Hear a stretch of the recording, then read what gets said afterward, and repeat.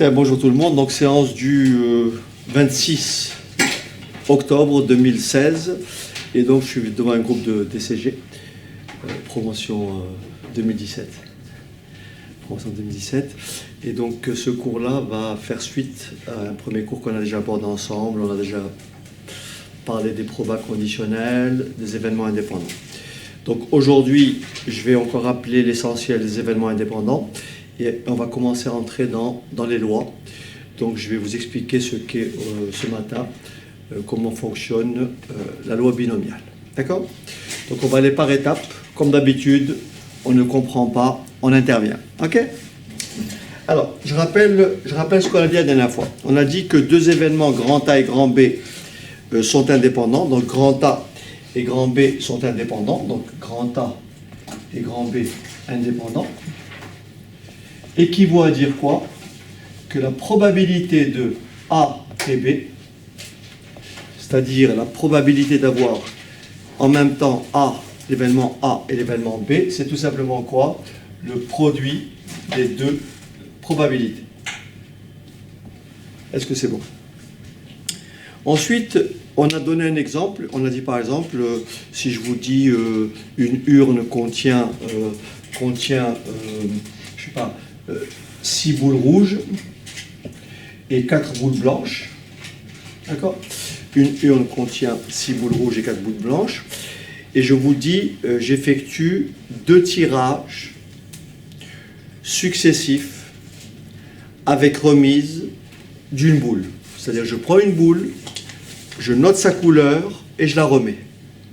D'accord? Je prends une boule, je note sa couleur, je la remets. Donc la boule au premier tirage, elle peut être soit rouge, soit blanche. Et vous m'arrêtez, c'est pas clair. Hein? D'accord? Alors, si elle est rouge, elle peut être au second tirage rouge ou blanche. Si elle est blanche, elle peut être rouge ou blanche. Je ne dis rien à propos de la situation. Je dis simplement, je décris l'épreuve, on tire successivement une boule 2 fois avec remise. Le fait de dire ça, ça sous-entend que les deux événements successifs sont comment? Indépendants. Pourquoi? Parce que la probabilité qu'elle soit rouge au premier tirage, c'est le nombre de boules rouges, c'est-à-dire combien? 6, sur le nombre de boules au total, c'est-à-dire combien? 10. Ce qui me fait 6 sur 10, c'est-à-dire 0,6. Et bien sûr, elle est blanche, avec une probabilité de 0,4. La boule, je l'ai remise. Donc, mon urne est identique. Autrement dit, la probabilité qu'elle soit rouge au deuxième tirage est exactement la même que celle précédemment calculée, oui ou non? Donc là, ça me donne quoi? 0,6 et là, 0,4. Et là, pareil, vous avez compris? 0,6, 0,4. Maintenant, si on regarde de près, la notion d'indépendance, regardez de près, la probabilité qu'elle soit rouge au second tirage est indépendante du fait qu'elle ait été rouge ou blanche au premier. Ça, c'est la notion d'indépendance.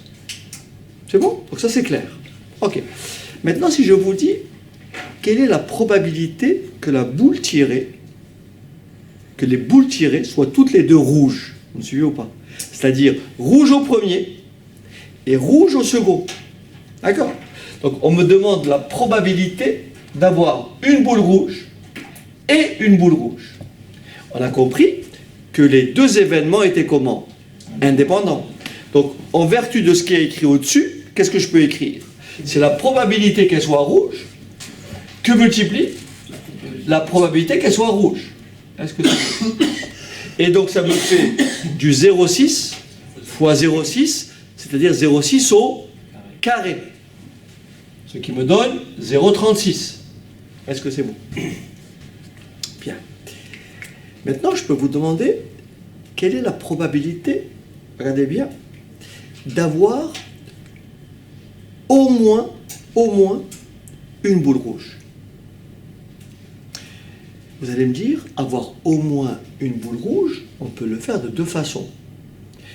Mais on a expliqué qu'il y avait la façon la plus simple.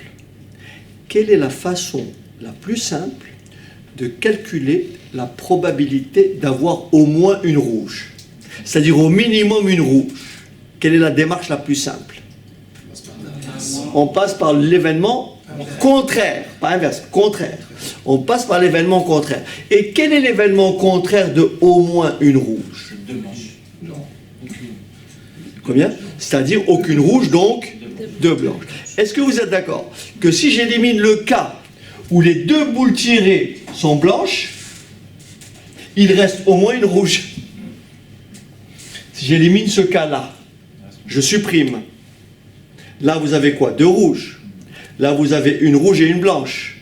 Et là, vous avez quoi? Une blanche et une rouge. Donc, vous avez compris que le complément à 1 de cet événement-là vous donnera exactement au moins une rouge. Est-ce que c'est clair?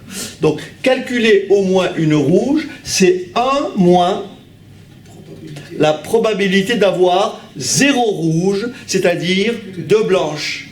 Est-ce que c'est bon? C'est-à-dire P de B inter B. C'est-à-dire 1 moins P de B fois P de B. C'est-à-dire 1 moins 0,4 au carré, 0,16, donc ça fait 0,84. D'accord? 0,84. Et bien sûr, si je fais ça, plus ça, je trouverai aussi 0,84. Là, ça fait combien? 0,36. Plus, là, ça fait combien? 0,24. Et bien sûr, là, ça fait 0,24 après. 0,24 plus 0,24, 0,48. 0,48 plus 0,36, ça vous fait bien 0,84. Enfin, je ne fais pas l'opération, hein, je sais que ça fera 0,84. Ne pensez pas que je fais l'opération de tête. Donc, en toute logique, ça ne peut faire que 0,84. Donc, je fais comme si j'avais calculé. Pas du tout. Donc, si j'avais pas ça, je ne pourrais pas vous dire d'emblée que ça fait en une seconde 0,84. Donc, simplement, je suis sûr que ça fera 0,84. Donc, je fais comme si j'avais calculé. Voilà. OK. Alors maintenant, on va essayer de... Je vais essayer de... Pourquoi? Parce qu'on manque de temps. Donc, je vais essayer de codifier la chose. Vous voyez comme c'est complexe de rédiger deux rouges, au moins une rouge. Voilà. On va essayer de codifier ainsi. On va définir la notion de variable aléatoire. D'accord? On va définir la notion de variable aléatoire. Et qu'est-ce que c'est ici? Qu'est-ce que c'est une variable aléatoire? Donc si j'efface tout ça, je peux définir une variable aléatoire ainsi. Je vais définir une variable aléatoire ainsi. Je vais dire soit grand X, la variable aléatoire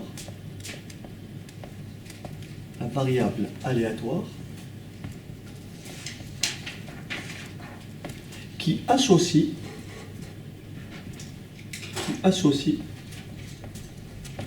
dans notre cas, hein, qui associe le nombre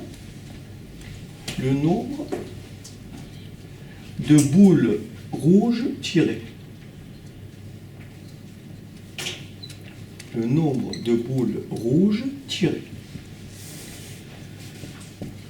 J'appelle grand X la variable aléatoire qui associe le nombre de boules rouges tirées.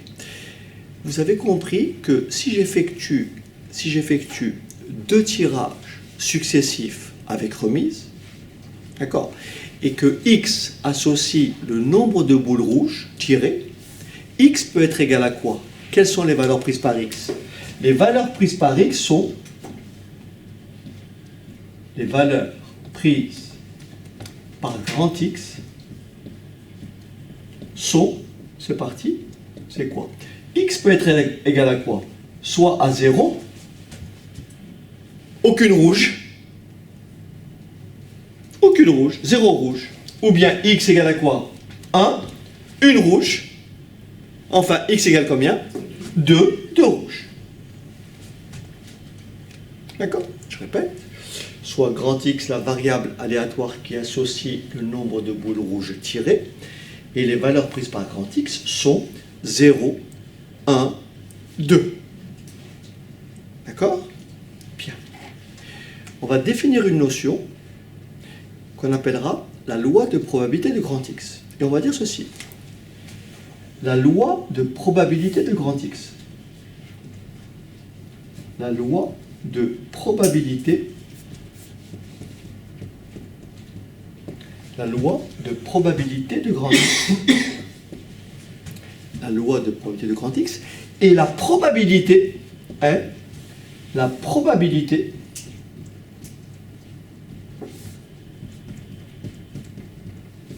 associée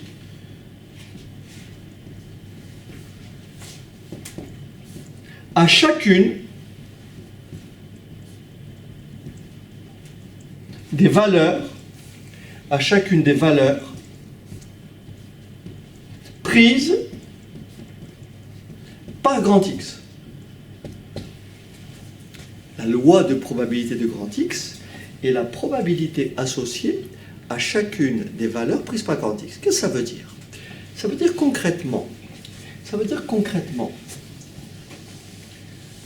j'aurai entièrement déterminé la loi de probabilité de grand X, on l'aura entièrement déterminée, dès qu'on aura calculé quoi? La probabilité que X égale 0, puis après, la probabilité que X égale combien? 1, puis après, la probabilité que X égale combien? 2. Ça, c'est la loi de probabilité de grand X. Et bien sûr, pour nous assurer qu'on a juste, autrement dit, c'est une condition nécessaire, mais non suffisante, c'est que la somme des valeurs que l'on trouve ici doit forcément me donner combien, au total? 1. On est d'accord. Donc ça, c'est la loi de probabilité de grand X. Donc je résume. Nous avons au départ une variable aléatoire. La variable aléatoire peut prendre certaines valeurs. Dans l'exemple présent, les valeurs prises par grand X sont 0, 1, 2. Pourquoi? Parce que grand X associe quoi? Le nombre de boules rouges tirées. Et une fois que j'ai calculé la probabilité associée à chacune de ces valeurs-là, j'aurai entièrement déterminé la loi de probabilité de grand X. Est-ce que c'est bon? Et donc, ça s'écrit comme ça, P de grand X égale 0. Dans mon exemple, c'est quoi?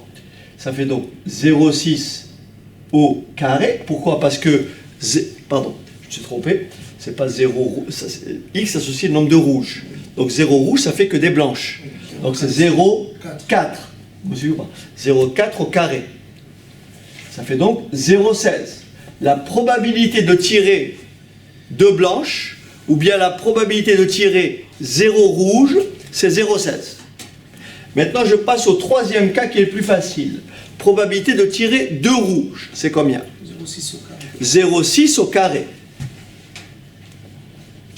Alors, je vous dis tout de suite, par habitude, sauf si vous êtes sûr de votre coup, par habitude, ne dites pas que la probabilité ici, c'est 1 moins la somme des deux, parce que vous ne pouvez pas vérifier, tester votre conjecture. Est-ce que ce que vous avez pensé est juste? Autrement dit, est-ce que vous remplissez au moins la condition nécessaire? Qu'est-ce que ça veut dire une rouge? Qu'est-ce que ça veut dire une rouge? Une blanche et une rouge, ou bien une rouge et une rouge. Voilà, il y a deux possibilités. Avoir une rouge, regardez bien, avoir une rouge, c'est d'abord avoir une rouge au premier tirage et une blanche au second, oui ou non? Ou bien avoir quoi? Une blanche au premier et une rouge au second. Est-ce que c'est bon? Mais dans les deux cas, ça fera la même probabilité. Pourquoi? Parce que la multiplication est une opération commutative. Là, je vais dire quoi? 0,6 fois 0,4. Et là, je vais dire quoi? 0,4 fois 0,6. Donc, je dirais combien? 0,24 plus 0,24. Et ça me fait ici combien? 2 fois 0,24. Oui ou non? C'est-à-dire 0,48. Et je vérifie, d'accord, si ma condition nécessaire est remplie. Est-ce que ça, plus ça, plus ça, ça fait 1? La réponse est oui.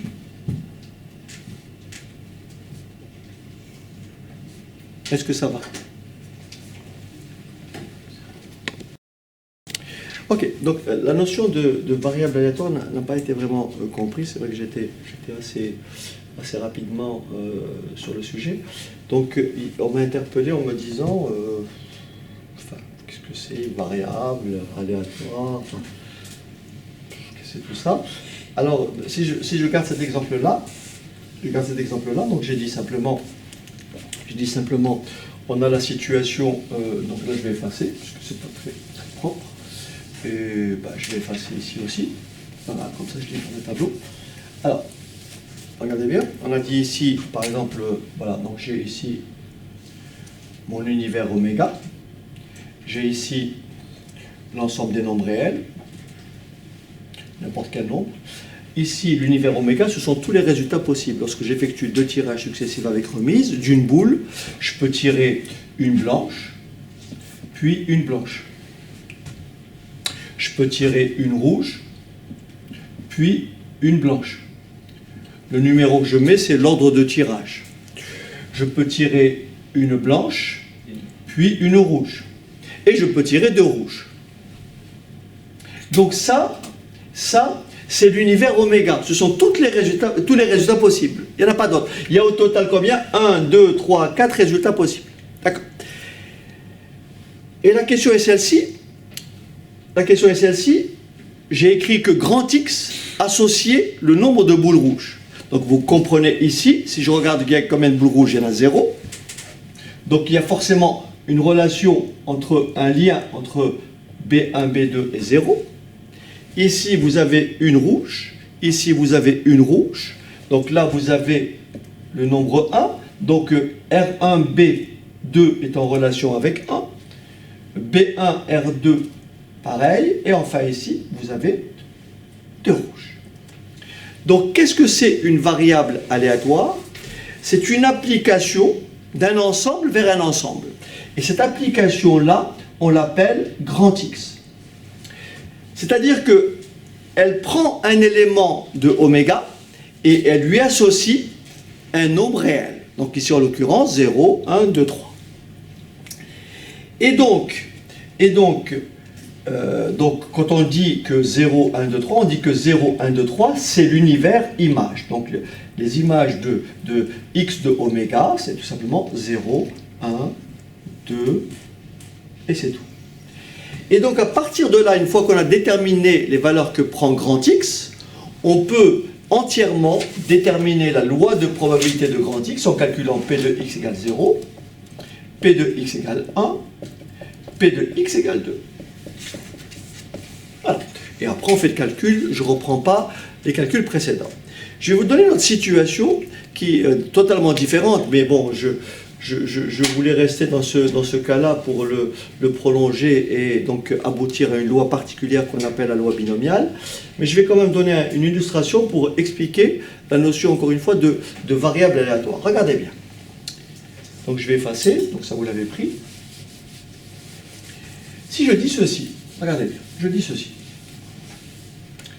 Une entreprise fabrique un article, d'accord? Fabrique un article. Et cet article peut présenter 2 types de défauts.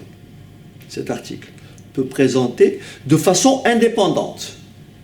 Cet article peut présenter de façon indépendante 2 types de défauts.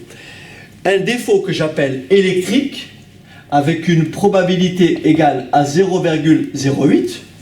Il y a 8% de chance pour que l'article ait un défaut électrique. D'accord? Ou un défaut mécanique, P de M, égale à 0,05. Il y a 5% de chance pour que l'article ait un défaut mécanique. Mais on suppose que le défaut électrique et le défaut mécanique sont comment? Indépendants. Regardez bien. Si je vous dis le coût de production de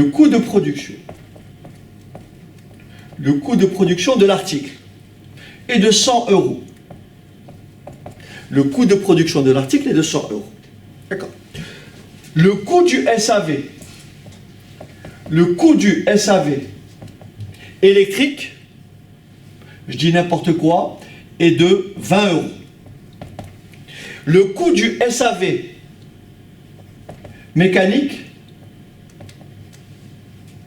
est de 30 €. D'accord? Regardez, je vais définir une variable aléatoire. Je vais dire, soit grand X la variable aléatoire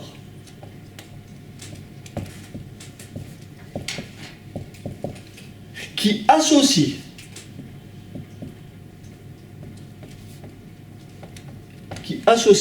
le coût de revient de l'article. Le coût de revient de l'article.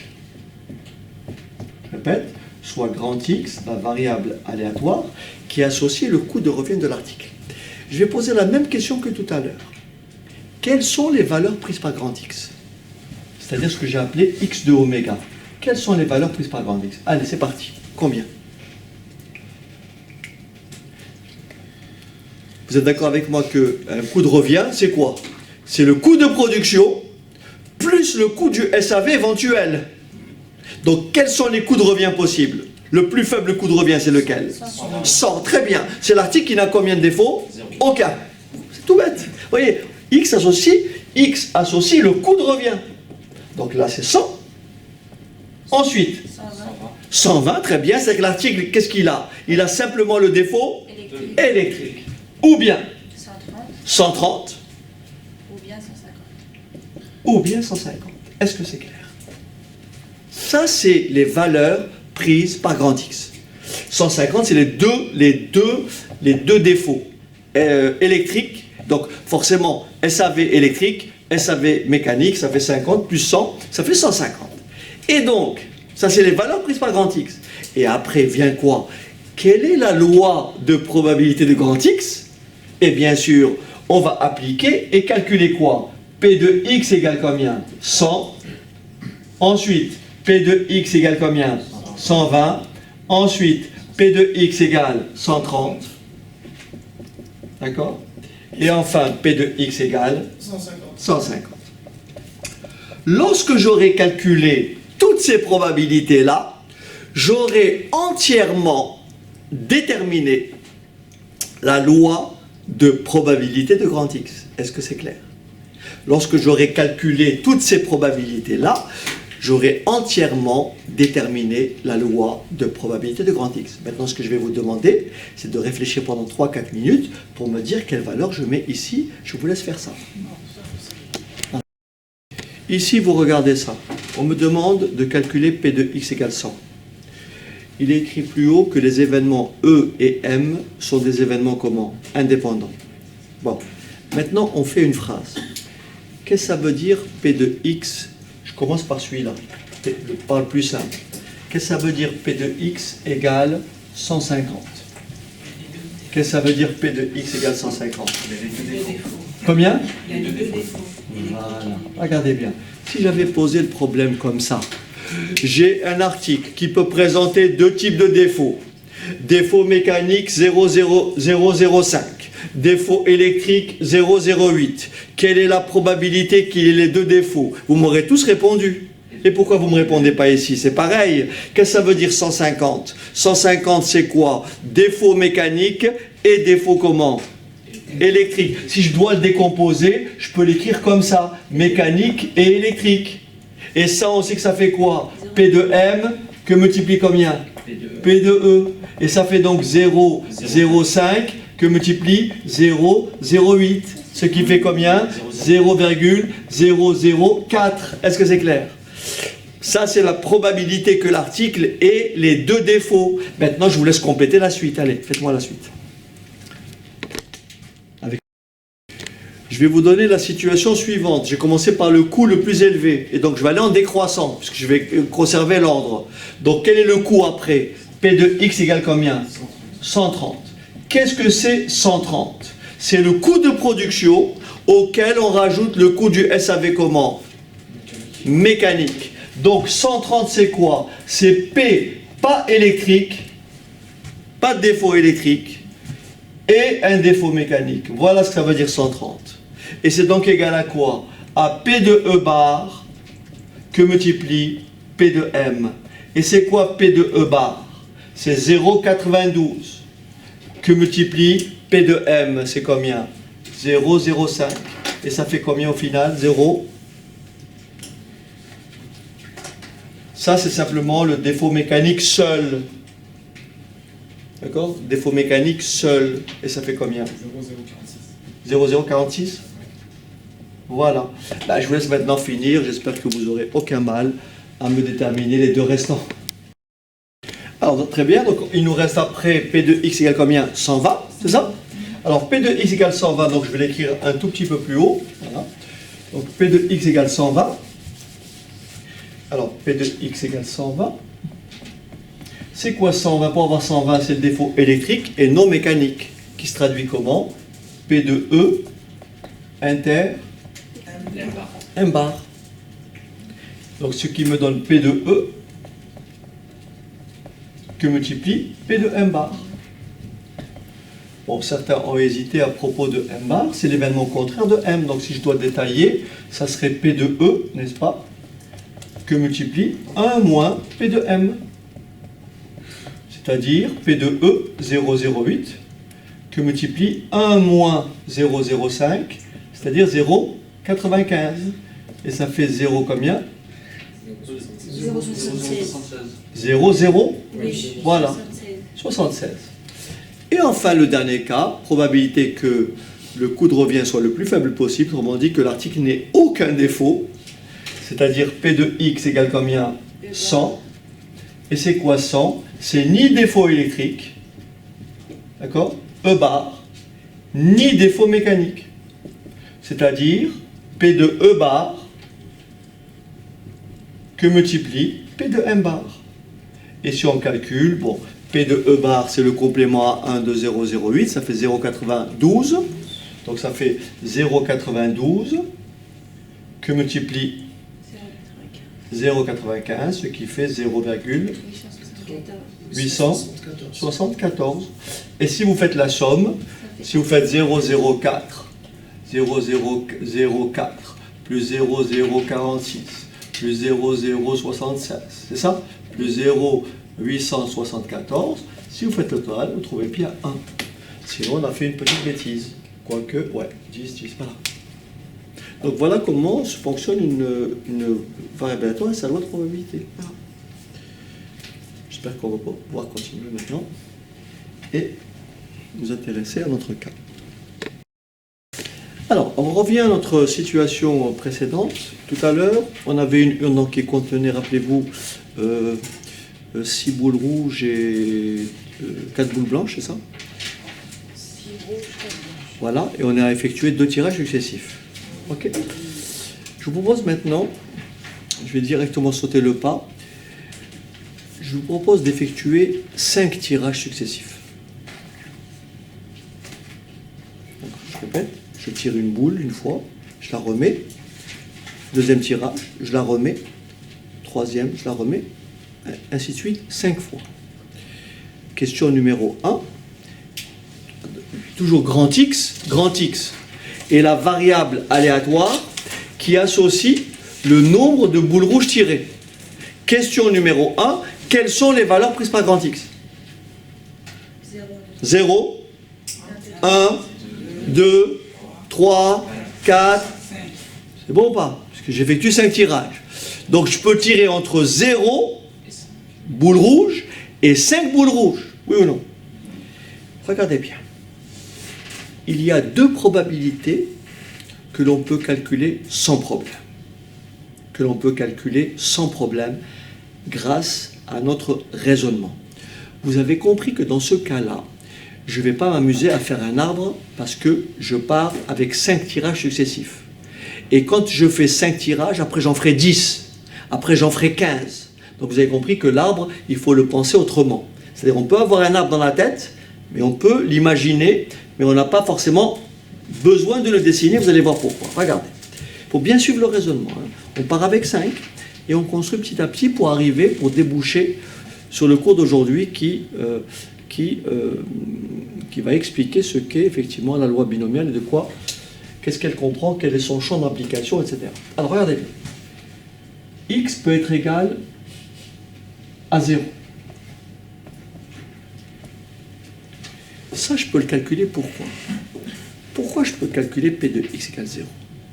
Qu'est-ce que ça veut dire 0 boule rouge? Que des boules blanches. Mais comme j'effectue 5 tirages successifs, ça fait du 0,4 fois 0,4 fois 0,4. Ça veut dire 0,4 à quelle puissance? Est-ce que tout le monde a compris ça? 0,4 à la puissance 5. Blanche, blanche, blanche. B, B, B, B et B.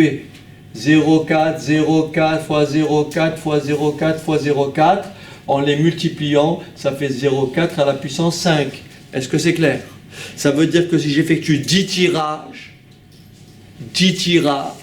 et on me demande de trouver le nom 0 blanche, 0 pardon, rouge, ça me fait 0,4 à quelle puissance? 10. C'est-à-dire que des blanches. Donc je peux calculer P de x égale 0. Je peux aussi calculer quoi? P de x égale combien? 5. Très bien. Je peux calculer P de x égale 5. Pourquoi? Parce que 5 c'est quoi? C'est R. Est-ce que c'est bon? Ça fait donc 0,6 fois 0,6 fois 0,6, ça fait donc 0,6 à quelle puissance? 5. Voilà. Ça, j'ai pas besoin de quoi que ce soit, je le fais en raisonnant. Vous voyez, je n'invente pas la réponse. Parce que si j'avais fait un arbre, à la fin, j'aurais quoi? Les 5B ou les 5R, c'est clair ou pas? Et ça m'aurait fait ça. Maintenant, il y a encore 2 situations que l'on peut calculer en faisant un minimum de dénombrement possible. Quel est d'après vous le cas que je peux calculer facilement? 1. Combien? 1. Excellent. Je peux calculer P de x égale 1. Je peux calculer P de x égale 1. Est-ce que tu peux me dire comment tu t'y prends? Je mets 1R et 4B. Elle met 1R et 4B. Ça donnerait donc quoi comme réponse? 0,4 fois 0,6 à la puissance 4. Alors, je écris ce que vous me dites. Vous me dites 0,4 que multiplie 0,6 à la puissance, ou plutôt c'est le contraire. C'est plutôt 0,6. La rouge, c'est 0,6. Hein. Oui, c'est 0,6 Donc 0,6, c'est ça que vous voulez dire. Ouais. Que multiplie 0,4, à la puissance 4. c'est bien. À la puissance 4. D'accord? C'est bien. Est-ce que c'est exact? Est-ce que c'est juste? Non. Pourquoi c'est pas juste? Parce qu'il y a d'autres possibilités. Ah, parce que c'est incomplet. Le raisonnement est bon, mais il n'est pas abouti encore. Est-ce que tu peux le finir, le raisonnement? Là, j'ai obtenu quoi? Une rouge. Là, regarde bien. J'ai obtenu une rouge et 4 blanches, oui ou non? Ouais. Mais regardez bien. Regardez bien.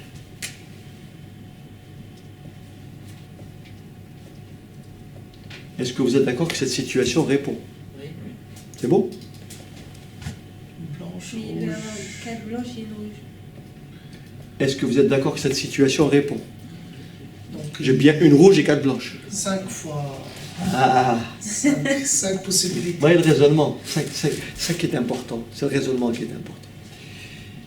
Et là, vous avez compris, la rouge, elle peut être en quoi? En 3e position. Donc vous avez compris, la rouge, je peux la tirer en première position. C'est comme quand tout à l'heure j'avais effectué 2 tirages. Une rouge, j'avais quoi? RB, rappelez-vous, et BR. On a fait 2 fois 0,24. Ici, le R, il peut être en première position, oui ou non?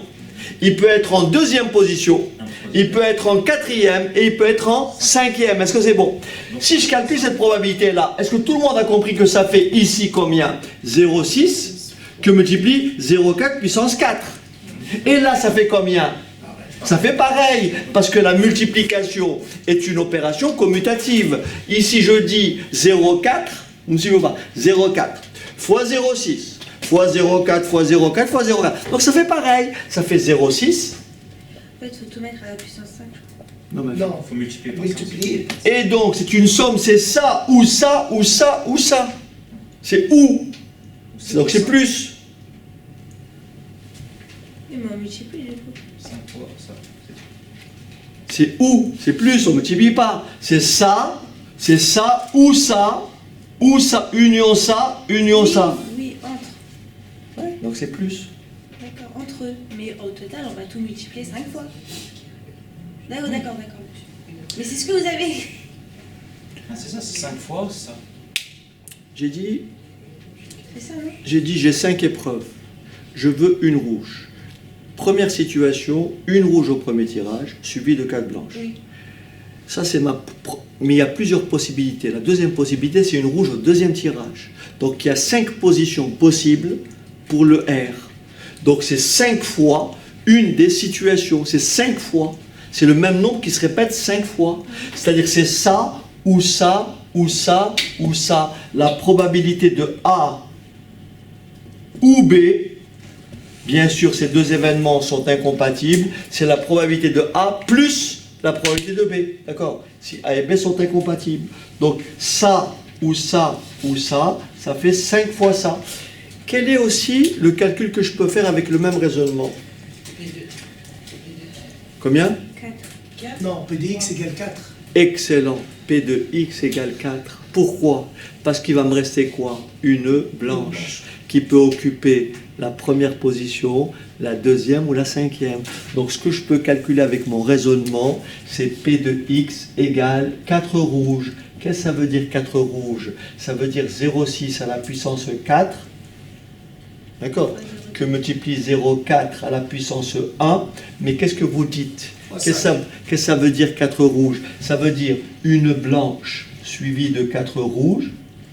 Mais la blanche, elle peut occuper la première position, elle peut occuper la deuxième position et elle peut occuper la quatrième position. Donc ça me fait 5 fois ce nombre-là. Voilà ce que je peux calculer aisément en faisant un calcul simple. Là où j'ai un problème, c'est ce qu'on va expliquer, c'est comment je calcule la probabilité que x égale 2, comment je calcule la probabilité que x égale combien? 3. Voilà. Là, j'ai un problème. Et c'est ça que je vais essayer de vous expliquer en faisant un petit détour.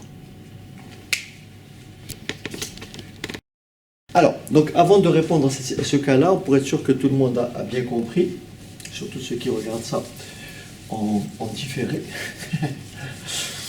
Alors, cette fois-ci, je vais effectuer 20 tirages successifs avec remise. Toujours de la même urne. Pas 5, mais 20. Quelles sont les valeurs que je peux calculer directement? Je peux calculer d'abord quoi?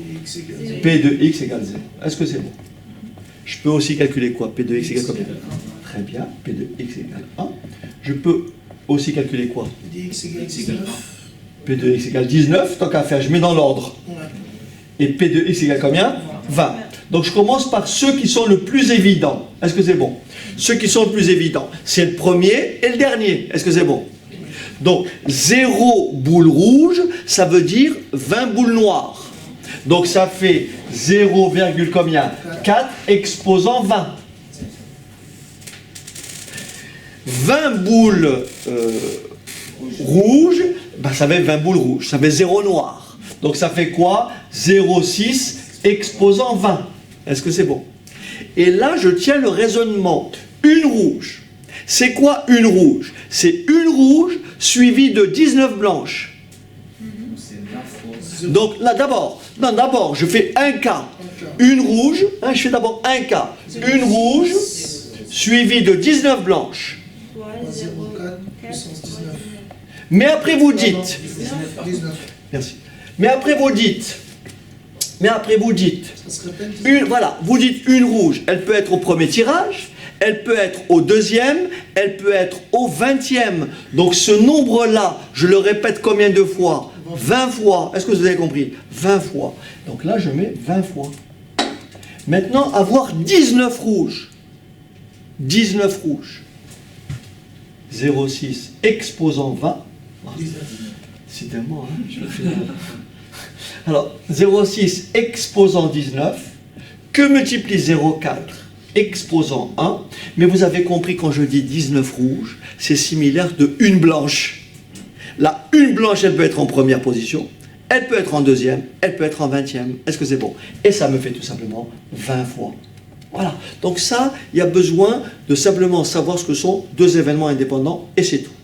Maintenant, encore une fois, la question à laquelle on va répondre est celle-ci. Quelle est la probabilité qu'il y ait deux rouges quelle est la probabilité qu'il y ait 4 rouges, etc., etc. Autrement dit, je dois être en mesure de calculer n'importe quelle probabilité entre combien et combien? Entre 0 et 20. Parce que la variable aléatoire grand X prend quelle valeur? Elle prend toutes les valeurs de 0 à 20. Est-ce que c'est bon?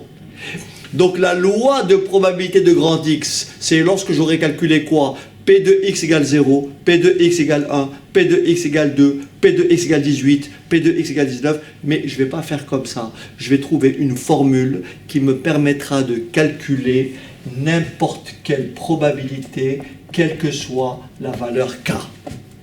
K c'est le nombre de boules rouges. K peut être égal à soit 0, soit 1, soit 2, soit 18, soit 19.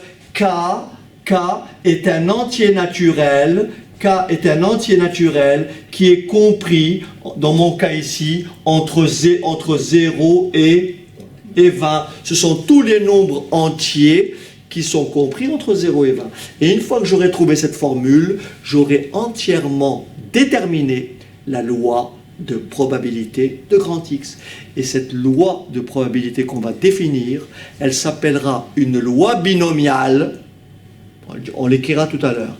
Elle s'appelle une loi binomiale qui a deux paramètres. Le premier paramètre, c'est le nombre d'épreuves, c'est-à-dire ici combien? N égale combien? 20. C'est le nombre d'épreuves. Et le deuxième paramètre, c'est la probabilité de succès, celle que j'ai retenue pour X. X associe le nombre de boules rouges. Donc le petit p, c'est la probabilité de tirer une boule rouge, c'est-à-dire 0, combien? 6. 0,6. Et j'écrirai après que grand X suit une loi binomiale de paramètres combien? 20 et 0,6. D'accord? J'écrirai ça. Et si j'écris comme ça se lit comment? X suit une loi binomiale de paramètres 15, et là je change, je vais écrire 0,7. D'accord? Grâce à ça, le fait d'avoir écrit ça, qu'est-ce que je peux écrire? Je peux écrire P de x égale 0, oui ou non? Je peux écrire P de x égale combien? 1. Et juste le dernier, P de x égale combien? 15. Ou P de x égale 1. P de x égale 15. Voilà. Et après 14. C'est bon? Alors je commence par celui-là. Ça fait combien P de x égale 0? La probabilité de succès, c'est combien? 0. C'est pour vous montrer comment vous l'utilisez mécaniquement. Après, on va montrer la formule. Mais vous avez compris, pour que vous ayez une vision globale. Comme ça, tout de suite, vous avez le cours. Alors, ça donne quoi ici? 0 combien? 0,3 exposant 15. Parce qu'il y a 15 épreuves. Est-ce que c'est bon? Après, ici, P de x égale 1. Ça fait donc? Ça fait 15 fois 0,3. Ah non? 0,7 fois Voilà. 0,3 à la puissance 14. Très bien. Est-ce que c'est bon? Un succès, 14 échecs. 0,7, 0,3 puissance 14. J'ai 15 épreuves. Ensuite, le dernier. P de x égale 15. 0,7 Puissance 15. Voilà. Là, vous venez d'appliquer de façon soft des résultats liés à la loi binomiale. Maintenant, comment je calcule ça? Comment je calcule ça?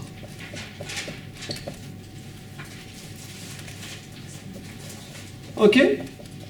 Et une fois que j'aurai appris à calculer ça, je saurai entièrement utiliser la loi binomiale. Est-ce que c'est bon? Voilà, je laisse prendre ça. Voilà. Très bien, donc après la pause, on reprend. C'est parti. Alors, juste une parenthèse pour, on va dire, c'est un petit peu de dénombrement. J'écris quelque chose au tableau et je vous pose la question suivante. Si je prends le nombre 1, 2, 3, la question que je pose est celle-ci. Combien de nombres différents puis-je former avec les chiffres 1, 2, 3? Donc je peux faire 123. Comme ça, à la louche, ça fait combien? Combien de nombres je peux former avec 1, 2, 3? À la louche, combien? 9. Mais ensuite, la question c'est, si j'ai 1, 2, 3, 4, combien de nombres je peux former avec 1, 2, 3, 4 à la louche?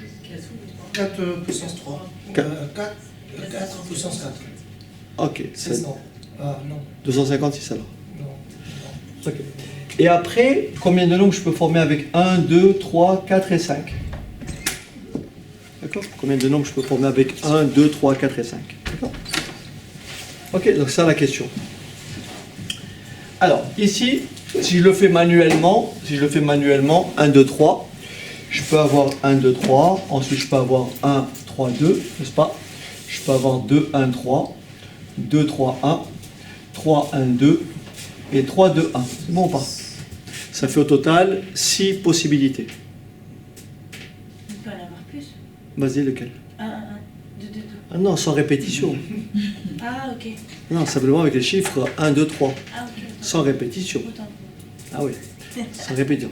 Ah, sans répétition. Ah, j'ai peut-être pas, je l'ai pas dit. Donc, ici, lorsque j'ai trois chiffres comme ça, c'est facile, puisqu'on peut le faire manuellement. Mais si je vous dis 1, 2, 3, 4, 5, 6, 7, 8, ça devient quand même difficile à faire manuellement. Vous avez compris? Bon. D'où la mise en place de ce que j'appelle faire du dénombrement simple. Regardez bien. Donc vous dites pour 1, 2, 3. Vous dites pour 1, 2, 3, je dois choisir le 1. Je peux choisir le 1, ou le 2, ou le 3. Ça c'est pour le premier chiffre. Ça peut être un des trois. Mais lorsque un chiffre est pris, comme il n'y a pas de répétition, il ne me reste plus que pour le suivant 2 ou 3. Ici, il me reste 1 ou 3. Et ici, il me reste 1 ou 2. C'est bon? Mon premier chiffre est un 1. Mon deuxième est un 2. Mon troisième, ça peut être que quoi? Donc ici, vous avez compris.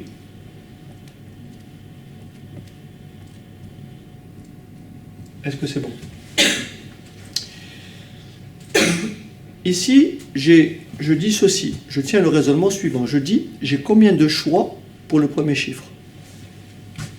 J'ai 3 choix. Mais chacun des chiffres, il y a une subdivision en 2. J'ai combien de possibilités pour le deuxième chiffre? 2 choix. 2 choix. Et j'ai combien de possibilités pour le troisième chiffre? Un choix. Par conséquent, j'ai 3 fois 2 fois 1 nombre que je peux former avec 1, 2, 3. C'est-à-dire ça fait bien 6. Ce qui veut dire maintenant, si je dis avec 1, 2, 3, 4, qu'est-ce que vous dites? J'ai combien de façons de choisir le premier chiffre? 4 choix. Le premier chiffre étant choisi, j'ai plus que quoi? Puis après 1. Ce qui fait au total 24 possibilités. Est-ce que c'est bon?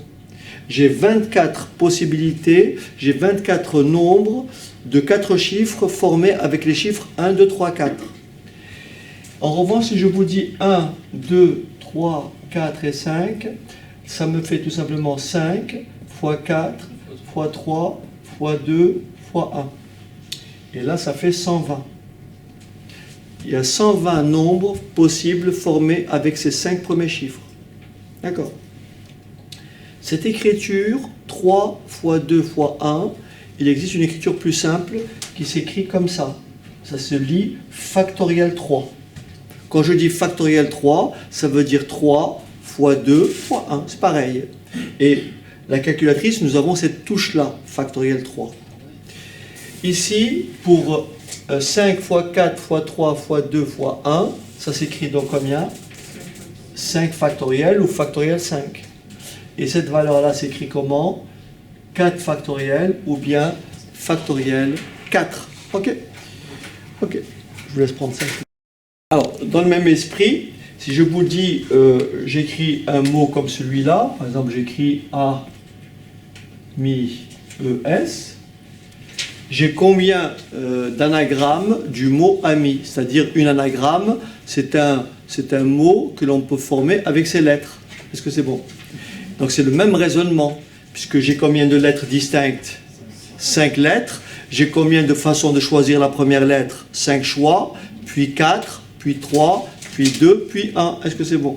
Ce qui veut dire que j'ai factoriel 5, anagramme du mot ami. Bien. Maintenant, qu'est-ce qui se passe lorsque j'ai un mot d'abord écrit comme ça? J'écris le mot élève comme ceci. Donc là, on a compris que toutes les lettres sont distinctes, puisque j'ai E accent aigu, E accent grave et E muet, n'est-ce pas? Donc je compte les lettres 2, 4, 6. Donc il y a combien d'anagrammes du mot élève? Factoriel 6. C'est bon? Bien. Maintenant, le mot élève, en général, on peut l'écrire aussi comme ça. Donc là, vous voyez, il y a une différence entre ce cas et ce cas. Là, j'ai ce qu'on appelle un doublon. J'ai des lettres qui se répètent. Vous êtes d'accord que si je déplace ce E et ce E, ça me fait un mot différent, un nom différent. En revanche, si je déplace ces deux lettres, ça ne change pas. Donc ici, il y aura moins de possibilités qu'ici. Là, ici, il y aura moins de cas qu'ici. Donc comment vous raisonnez? Vous dites, pour trouver le nombre d'anagrammes du mot élève écrit comme ça, première supposition, je vais supposer toutes les lettres distinctes. Donc ça me fait combien?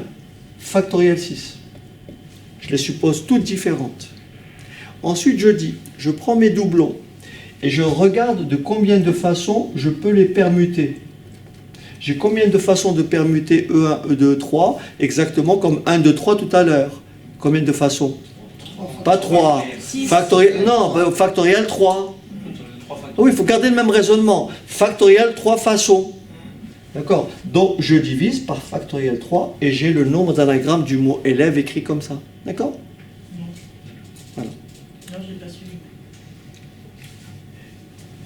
Ici, il y a les 3 lettres. Oui. Ben, les 3 lettres, elles occupent une place, comme ça. Oui. On a combien de façons de les permuter? Factoriel 3. Oui. Donc, il y a factoriel 3 façons de moins d'anagrammes de ce mot par rapport à celui-là. Comparé celui-là et celui-là, on divise par 3. C'est comme quand on compte ces moutons, on va compter les pattes et on va diviser par 4. D'accord? C'est pas de mouton à 5 pattes. Ok. Donc ici, factoriel 6 sur factoriel 3. C'est comme si je vous demandais ici, il y a combien d'anagrammes de ce nombre-là? Qu'est-ce que vous répondez?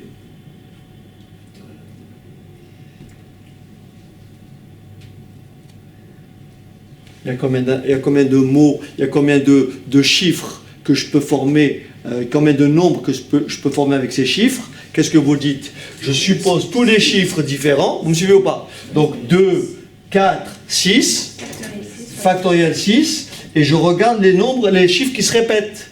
Il y a combien? Il y a 3, 2, donc factoriel 3. Est-ce que c'est bon? Voilà. Ok? Alors bien sûr, ce n'est pas cette situation qui m'intéresse, mais j'y viens petit à petit. Maintenant, ok, je vais peut-être vous laisser prendre ça. Autre cas, si j'écris par exemple un mot comme ça,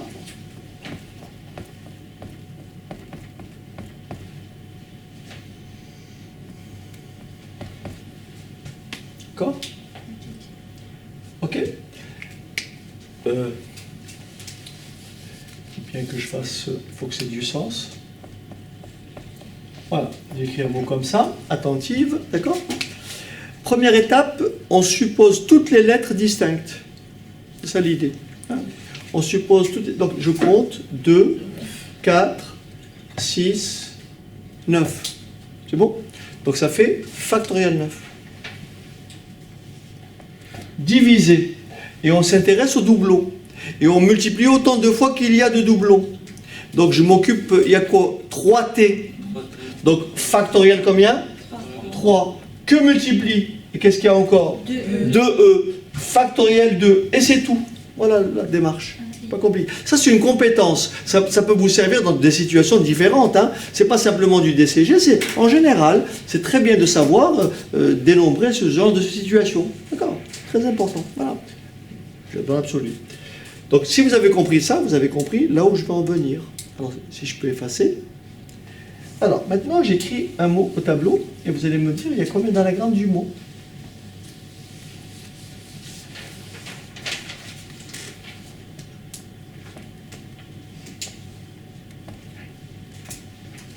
Il y a combien d'anagrammes de ce mot?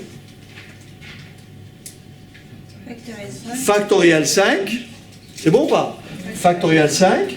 2 fois Factoriel 2. fois 3. Fois. Voilà. C'est bon? Maintenant, j'écris ça. J'écris ça.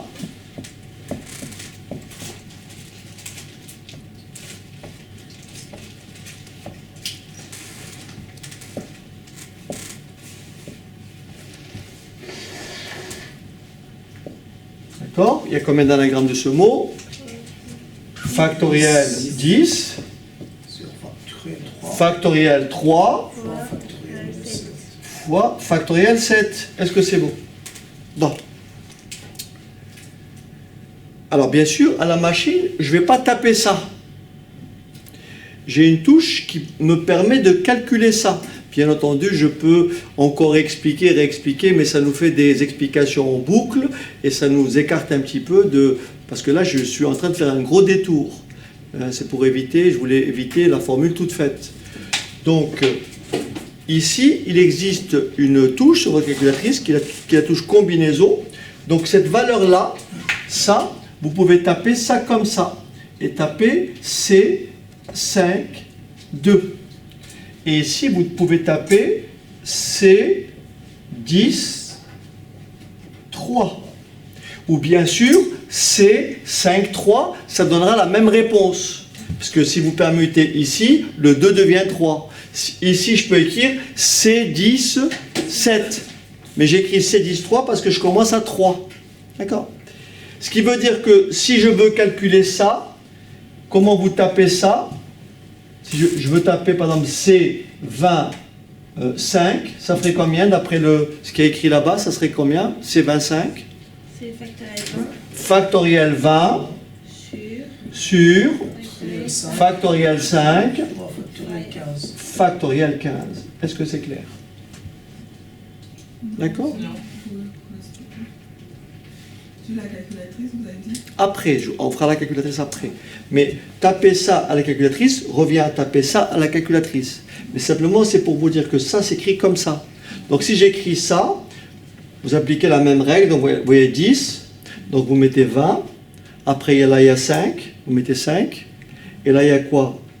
15. Comment j'ai trouvé 15? Comment j'ai trouvé 7? En faisant 10 moins 3. Donc 20 moins 5, ça fait ici combien?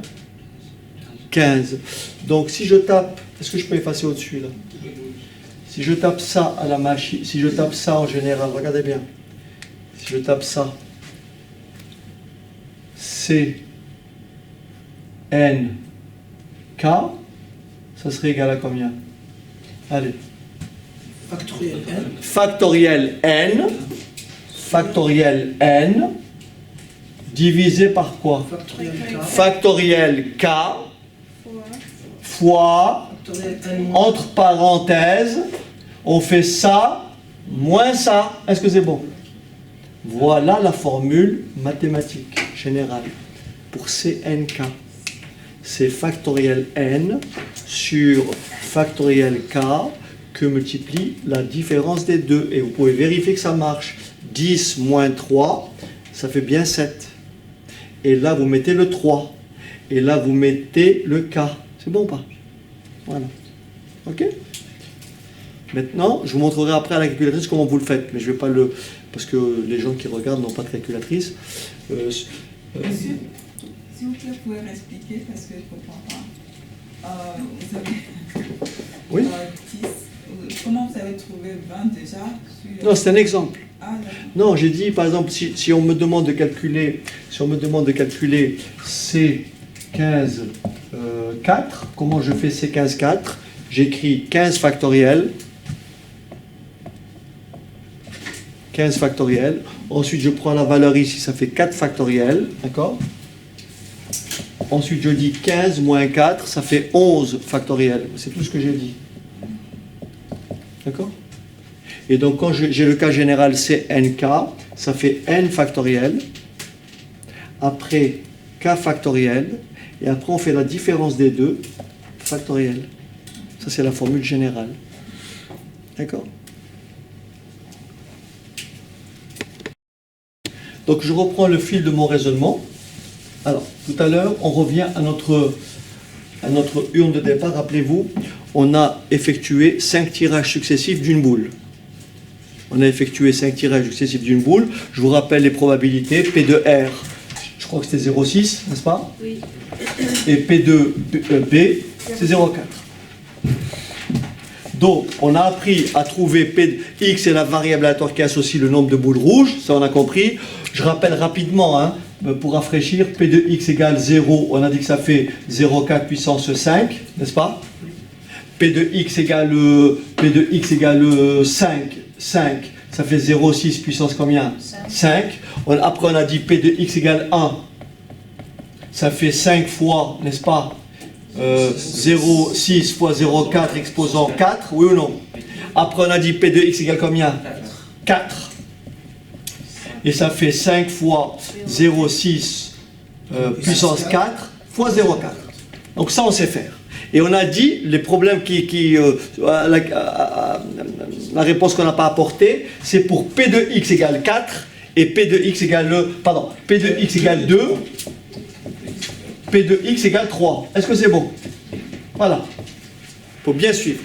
Là, vous écrirez après. Hein? Essayez de me suivre. P de X égale 2. Qu'est-ce que ça veut dire 2? Ça veut dire 2 rouges et 3 blanches. Donc, j'écris ici. P de X égale 2. C'est rouge, rouge, blanc, blanc, blanc. Oui ou non? On a appris déjà à écrire une partie de la réponse. Une partie de la réponse, c'est 2 rouges. Ça fait donc 0,6 au carré, 2 rouges. C'est bon? Suivi de 3 blanches. Donc 0,4 au cube. Est-ce que c'est bon? Ça, on a déjà amorcé. Mais la question, c'est que cette fois-ci, il y a combien de mots? Il y a combien de mots qui comportent 2R et 3B? Ben, il y a autant de mots que d'anagrammes, oui ou non? Et on l'a vu tout à l'heure, il y a combien d'anagrammes de ce mot? Factoriel 5, vous vous rappelez? Factoriel 5 sur combien? Factoriel 2 fois factoriel 3. Et ça, je l'écris comment? C 5 2. Donc là devant, je mets quoi? C 5 2. Est-ce que c'est bon? Vous avez compris? Ok. Je le refais. Oui. 0,6 au carré fois le 4 au cube, ça j'ai saisi. C'est bien. Parce que là, c'est bon. Très bien. Alors maintenant, la question qui est posée. La question qui est posée, c'est qu'il faut que tu comprennes. Le problème, c'est que là, j'ai une possibilité. Ouais. Donc là, tu m'as dit, ça c'est une possibilité. 0,6 au carré, d'accord, que multiplie 0,4 au cube. Mais je ne veux pas toutes les faire. Mais ça, c'est une autre possibilité. Et bien ça, c'est après, c'est ce que j'ai expliqué tout à l'heure. Ça fait toujours pareil. Ça ne change pas. Et donc ça, c'est quoi par rapport à ça? C'est une anagramme de ce mot. Il y a combien d'anagrammes de ce mot? C'est ce que j'ai fait tout à l'heure. Le nombre d'anagrammes, le nombre de façons de permuter ces lettres. Ouais, il y a 5. Donc il y en a 5. Non, il y a C5, c'est ce que j'ai expliqué tout à l'heure. Il y a C5, 2. Factoriel 5. Monsieur, pourquoi on ne prend pas le 3? Puisqu'il y a 3B là-haut. Parce qu'on prend les rouges. Je me suis trompé. Là, j'ai fait 2. Oui. Il y a 2 R. C'est les rouges qu'on prend. La question, c'est sur les rouges. Alors attention, parce que moi je ne sais pas faire les choses en aller-retour. Ça, tout à l'heure, si j'écris ça, indépendamment de ce cas-là. J'écris ça. Et je te demande le nombre d'anagrammes de ce mot. Il y a combien d'anagrammes de ce mot? Mais non, il n'y en a pas 5. Et non. C'est dommage, je ne puisse pas remettre la séquence, mais tu regarderas la vidéo après. Ben, on suppose, j'ai fait ce cas, c'est pour ça que je l'ai. On suppose toutes les lettres distinctes. Là, je suis en train de refaire la chose. Hein. On suppose toutes les lettres distinctes. Si elles sont toutes distinctes, ça fait factoriel 5, n'est-ce pas? Ouais. Et après, on regarde les doublons. Il y a 2R. Il y a 2R, factoriel 2. Il y a 3B, factoriel 3. Ouais. Et puis on a expliqué que ça s'écrivait comme ça. C, 5, 2. Ben voilà, c'est ce que j'ai mis, c'est 5 de devant. Vous avez compris? C'est le nombre de fois où je peux permuter les lettres. Vous avez compris? Je le refais tranquillement pour le suivant, pour celui-là. Je le refais. Il faut bien le comprendre. Regardez bien. Je le refais. Qu'est-ce que ça veut dire? 3 rouges. Vous suivez ou pas? J'ai 5 épreuves. Donc ça me fait 3 rouges, n'est-ce pas? 3 rouges, suivi de quoi? De 2 blanches. Si je calcule que celui-là, que cette combinaison-là, si je vous dis, je veux 3 rouges, suivi de 2 blanches, je le dis. Là, vous écrivez quoi? Vous écrivez 0,6 exposant 3, que multiplie 0,4 exposant 2. Mais je n'ai pas que cette possibilité. J'ai autant de possibilités que d'anagrammes de ce mot. Il y a combien d'anagrammes de ce mot? Factoriel 5 sur factoriel 3 multiplié par factoriel combien? 2. Donc j'écris factoriel 5, toutes les lettres distinctes, et je regarde les doublons, factoriel 3, que multiplie factoriel 2. Est-ce que c'est bon? Et là, ça fait combien? Ça s'écrit comment ça? C, 5, 3. Et là, je mets ici C, 5, 3. Et voilà. Restons, vous écrirez après, restons juste 2 minutes, comme ça pour être sûr qu'on a compris, parce que c'est dans la répétition que vous allez comprendre. Maintenant, rappelez-vous, après l'urne, le tirage, j'en ai effectué 10, n'est-ce pas? J'ai effectué 10 tirages. Et admettons, j'effectue 10 tirages, hein, et admettons que je calcule la probabilité d'avoir combien de rouges? 3 rouges. D'accord, regarde bien, 3 rouges. Donc, je veux P de X égale 3. J'effectue 10 tirages. 3 rouges. J'écris automatiquement la probabilité qu'elle soit rouge. 0,6. Mais je veux 3 rouges. Ça fait exposant 3. Mais comme j'ai 10 épreuves, il y aura 7 résultats qui vont donner quoi? Une blanche. Donc, 0,4 à la puissance combien? 7. Donc ça, imagine-toi dans la tête que tu as un mot de 10 lettres. C'est bon ou pas? Dans lequel tu as 3R suivi de 7B. Oui ou non? Il y a combien d'anagrammes de ce mot? Ben, si tu détailles de tête, ça fait 10 factoriels, n'est-ce pas? Sur 3 factoriels fois combien? 7 factoriels. Et ça, je peux l'écrire comment? C, 10, 3. Est-ce que c'est bon? Voilà la probabilité d'avoir 3 rouges lorsque tu effectues 10 tirages successifs. Est-ce que c'est bon? Ok. Très bien, on va faire un petit bilan maintenant. Donc, les situations précédentes, rappelez-vous, lorsqu'on avait 5 épreuves et X associé le nombre de boules rouges, rappelez-vous. Donc, on aurait pu écrire que X, hein, X suit une loi binomiale de paramètres combien? N égale 5. Et petit p égale combien? 0,6. Et si je veux calculer la probabilité d'avoir K rouge, vous voyez? K rouge, ça veut dire K qui peut être égal à quoi? Soit 0, soit 1, soit 2, soit 3, soit 4, soit 5. Comment je calcule ça? Je dis, je veux K boule rouge. Ça veut dire rouge, K fois, K facteur. Ça fait donc combien? 0,6 à la puissance combien? K. K peut être égal à 2, je mets 2. K peut être égal à 3, je mets 3. Oui ou non? Égal, multiplié par 0,4 à quelle puissance? Puisque j'ai au départ 5 épreuves, et que là j'ai K, il me restera combien d'échecs? La différence des deux. Il me restera combien d'échecs? 5 moins K. Oui ou non? Si là je mets 2, là ça fera 3. Si là je mets 1, là ça fait 4. Si là je mets 0, là ça fait 5. Vous avez compris? Si là je mets 5, là ça fera combien? 0. Et devant, j'ai combien de façons de permuter ce mot? C, 5, K. D'accord? Donc, de façon générale, et on va généraliser, si vous voulez bien, la formule. Alors, on va la généraliser comme ceci. Imaginons, alors en présence de n épreuves indépendantes. En présence de n épreuves indépendantes.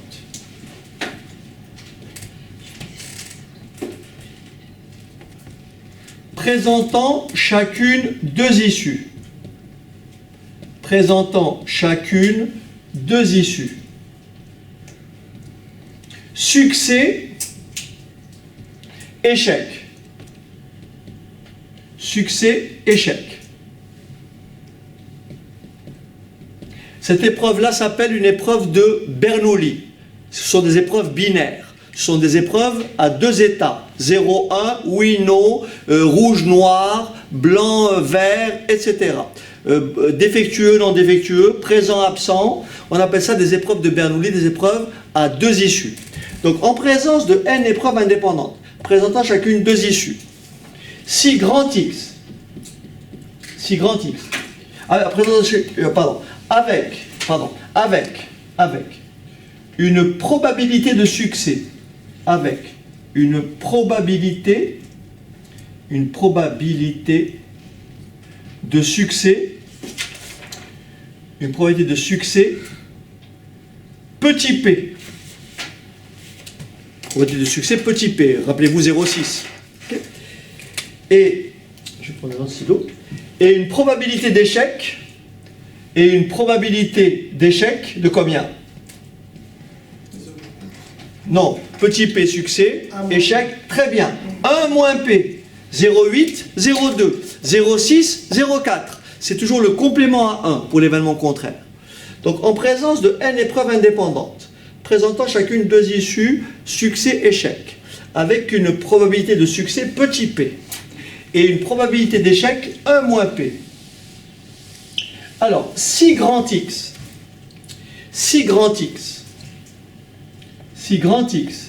est la variable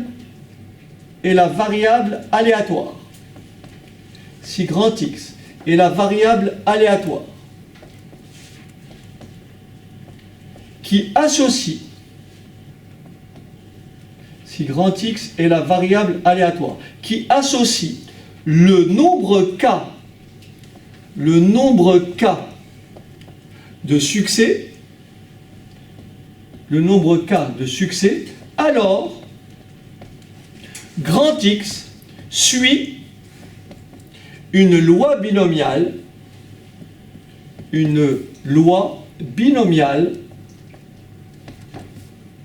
de paramètres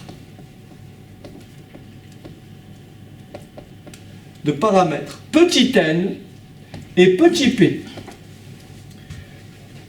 Alors on peut la noter, donc on va la noter comme ça, noter x, b, n et p.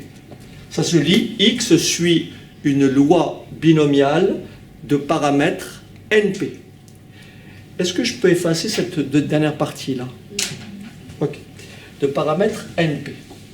Avec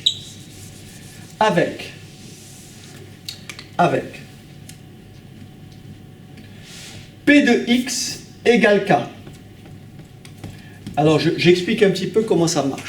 Si vous voulez juste arrêter d'écrire 2 secondes pour que je vous montre ça et après je vous laisse écrire. Regardez bien. J'ai n épreuves.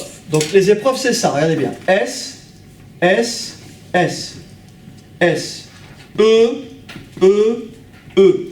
S pour succès et E pour échec. De là à là, j'ai un total de n épreuves. Est-ce que c'est bon? N épreuves. Ok? Là, de là à là, j'ai K succès. KS. Est-ce que c'est bon? K succès. Nombre de succès K. Forcément, le restant c'est quoi? N moins K. N moins K, combien? Échec. Oui ou non? N moins K, échec. Est-ce que ça va? N... Ben oui, s'il y a 20 épreuves, s'il y a 5 succès, il y a 15 échecs. 20 moins 5. Ben, il y a une longueur comme ça, tu supprimes ça, pour trouver ça, tu fais ça moins ça, c'est logique.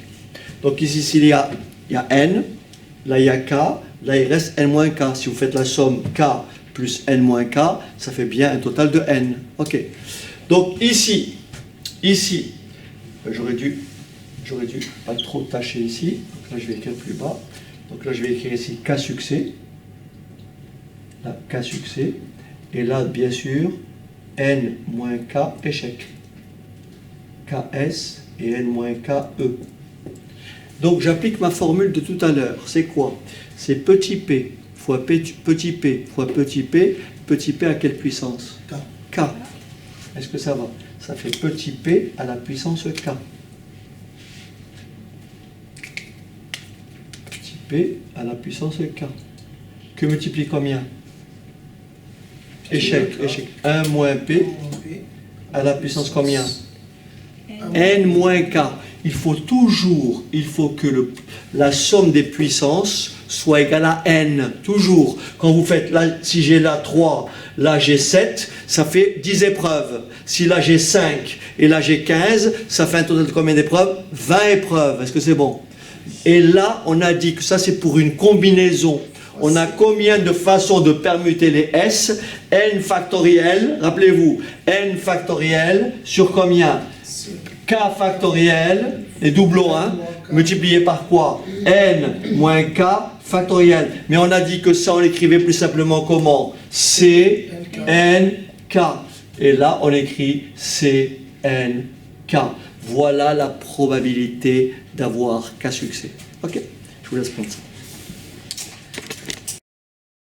Donc, pour résumer, donc si X suit une loi binomiale de paramètres NP, la probabilité d'avoir K succès, c'est tout simplement 0 petit p à la puissance K, que multiplie 1 moins p à la puissance N moins K. Et bien sûr, j'ai combien de façons de permuter ces K succès, CNK.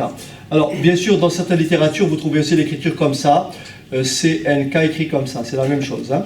Donc, P puissance K, c'est une autre façon de présenter l'écriture. Voilà. Alors, une fois qu'on a calculé en général, lorsqu'on a une loi de probabilité, donc on verra ça un peu plus tard, on va être amené à calculer l'espérance mathématique, à calculer la variance et l'écart type. Lorsque vous avez une loi binomiale, c'est relativement simple. L'espérance mathématique qui correspond à une moyenne se calcule ainsi, donc je vous donne le formulaire. L'espérance mathématique de grand X, c'est tout simplement N fois P. D'accord ? La variance de grand X, c'est N fois P que multiplie 1 moins P. Et enfin, pour finir, l'écart type de grand X, c'est la racine carrée de N fois P fois 1 moins P. Donc, l'espérance mathématique correspond à une moyenne, à une valeur moyenne, d'accord ? L'écart type ou la variance, qu'est-ce qu'ils font ? Ils mesurent la dispersion des valeurs prises par grand X autour d'une valeur centrale qui est l'espérance. Plus la dispersion est grande, plus élevé sera l'écart type. Donc l'écart type, l'espérance est un paramètre de position, alors que l'écart type est un paramètre de dispersion. Donc je ne sais pas si j'aurai le temps de donner un petit exemple numérique, peut-être pas. Donc ainsi s'achève la vidéo d'aujourd'hui qui portait sur rappel sur les événements indépendants. Les éléments importants à savoir, reconnaître une loi binomiale. Donc pour résumer, champ d'application d'une loi binomiale, c'est quoi? C'est être en présence d'une succession d'épreuves indépendantes binaires. Une succession d'épreuves indépendantes à deux issues. Une succession d'épreuves indépendantes de Bernoulli. Et après, une fois qu'on a mis en place, une fois qu'on a établi une loi binomiale, on applique les formules au tableau.